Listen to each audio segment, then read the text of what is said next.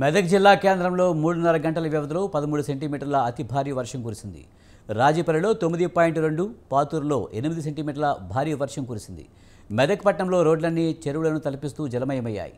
వాహనదారులు, ప్రయాణికులు తీవ్ర ఇబ్బందులు పడ్డారు. లోతట్టు ప్రాంతాల్లో భారీగా వరద నీరు చేరింది.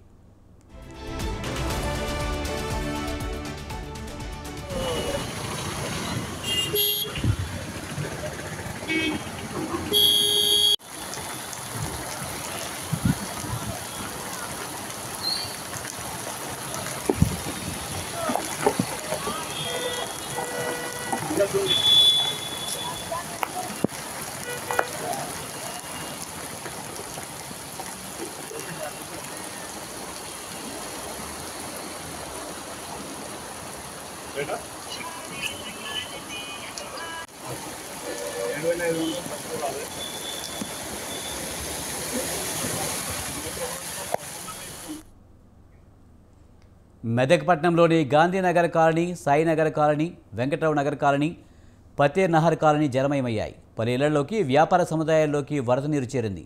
భారీ వర్షం కారణంగా పలు దుకాణ సముదాయాల ముందు ఉంచిన వాహనాలు నీట మునిగాయి. రామ్దాస్ చౌరస్తా వద్ద డివైడర్ను జేసీబీ సాయంతో మున్సిపాలిటీ సిబ్బంది కూలగొట్టడంతో వరద నీరు బయటకు వెళ్తుంది. మెదక్ పట్టణంలో ఉన్న గర్ల్స్ కాలేజీని వరద నీరు ముంచెత్తడంతో మోకాల లోతు నీళ్ల నుంచి లెక్చరర్ల సహాయంతో విద్యార్థులు బయటకు వచ్చారు.